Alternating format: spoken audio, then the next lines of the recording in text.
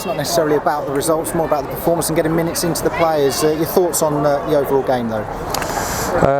I mean, apart from Corey Panther, who's felt his hamstring a little bit, I'm more interested in today as an extra training session. I think if we were planning to try and peak for any game, we wouldn't have had 14 sessions this week, and that's what we've had. So it was a real volume day. It was a mentally demanding day for the players, but I think Corey will be fine. So overall, I'm delighted with how the week's gone and today. You've obviously had a tough training session over in Slovenia. I think only landed him back in the country yet last night, and players are out here this afternoon. Yeah, I think most of the boys will have got back at between 9 and 10 last night at their houses. But it's on the back of 14 sessions. They had 3 sessions a day and 2 on Friday. So this is part of it's part of the training program today. And obviously you want to win, but the most important thing is that everybody comes through unscathed. And other than Corey, that has happened this afternoon. No other injuries or issues from the game itself? No issues at all from the game. There was 1 or 2 heavy challenges that I was worried about a little bit, but you know, sticky pitch, long grass, it was dry, it was hot.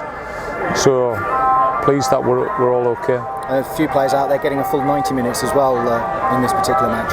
Yeah, that wasn't really the intention, but needs must sometimes. You know, obviously you want to try and plan it scientifically, and I think we had to skip 1 or 2 schedules forward today, but as I said, no injuries. That's the most important thing for me. You perhaps got 1 or 2 players that hadn't featured today that may have been involved, like Sonny Bradley, Danny Hilton, players like that, Dan Potts. Yeah, Danny just felt his knee a little bit. It's been scanned. He's absolutely fine. Sonny Bradley and Dan Potts was a little bit fatigued after the week in Slovenia. And we just didn't want to take any risks. They'll both be training on Monday. And of course you've got the game on Tuesday as well to get some more minutes, but looking back, I mean, plenty of chances in the first half, but goalless at the break, and then George popped up with an early one in the second half. Yeah, plenty of chances for us in both halves, really. Unless I'm wrong, I think they had two efforts at goal. James made a really smart save first half, and they scored with the second. I can think of maybe 10 clear-cut chances each half, but you've got to put them in the net. So,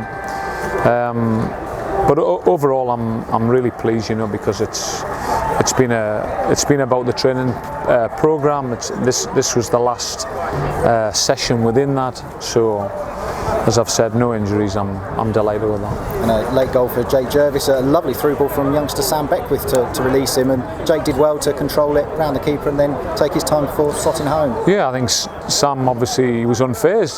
He's a young lad who came into the game, and he didn't play in his natural position because Luke Berry's been playing as a defensive midfield player and wanted to leave it like that. But I think Sam coped with the occasion very well, and it was a smart finish from Jake.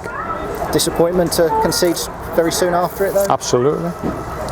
The players know that. So you're trying to form good habits going forward, but late in the game, a lot of fatigue at the end of a long week can happen. But that's where the process is. That's where you need to really dig in.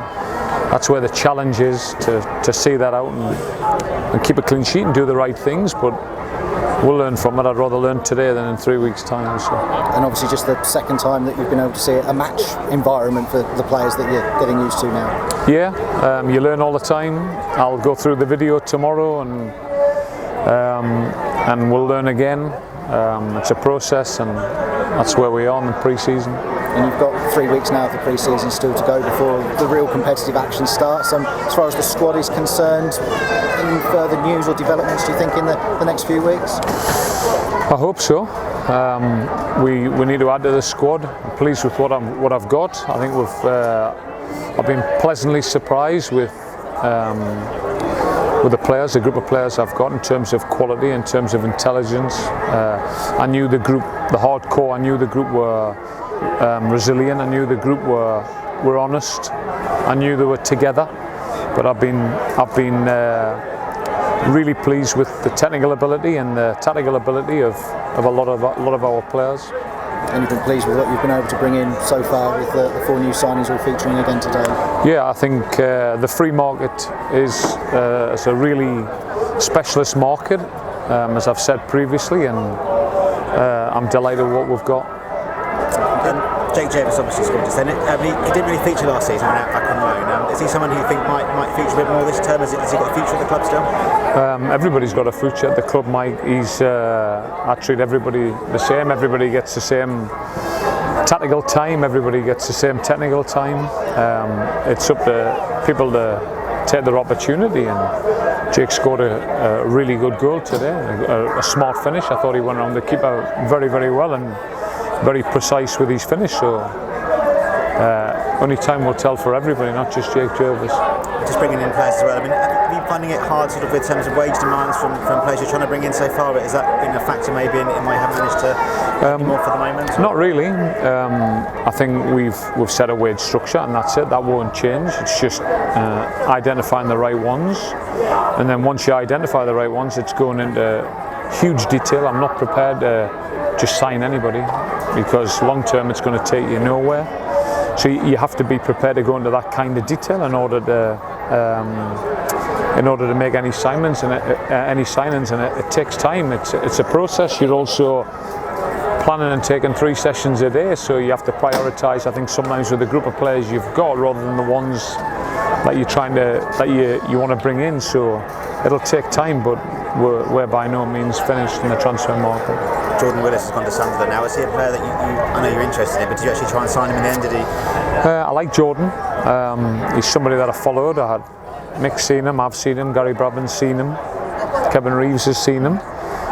He was an option for us, but I think he's got himself a good move today. But it's League One, and we're obviously looking for players that can come and play in the Championship. So we'll miss out on that one. We'll have to look somewhere else. And there are reports as well that you were in for Liam Kelly at Reading. You went to Feyenoord. Was he someone you looked at? Not at all. No. Name's never been mentioned, like, if I'm being honest. And just lastly, some reports today, a Belgian goalkeeper. I can't pronounce his surname, so I won't try that one. Is he someone you're looking at as well? He is somebody that we're interested in. Henrik van Kromberg. Yep. Who plays for Luton. Somebody we're interested in, yes. Somebody I know from my time in Belgium. Again, he's a number of options in that position, but I was delighted with James Shea today and Marek Stek, so we'll continue looking and we'll continue assessing the group that I've got, and we'll take it from there. So I see someone you know from your Belgian days as well, so I think Roberto Martinez put him into his squad, didn't he, as well recently, so is he someone you know from that side of things? Yeah, me and Roberto both seen Hendrik live maybe 2 years ago. Now I was impressed with him. Obviously you follow people's careers, so I have done. Roberto called them up. I think Koen Castell's got injured and he called them up as a third choice goalkeeper, so that's the kind of pedigree of the kind of players that we're looking at. But there's more to a process than just identifying somebody, and especially somebody from abroad. So it's ongoing, Mike. We're just I know a lot of people say it, but it's 24/7 at the minute, because when that window closes, we've got to make sure we're strong. Yep. Thanks very much. Okay.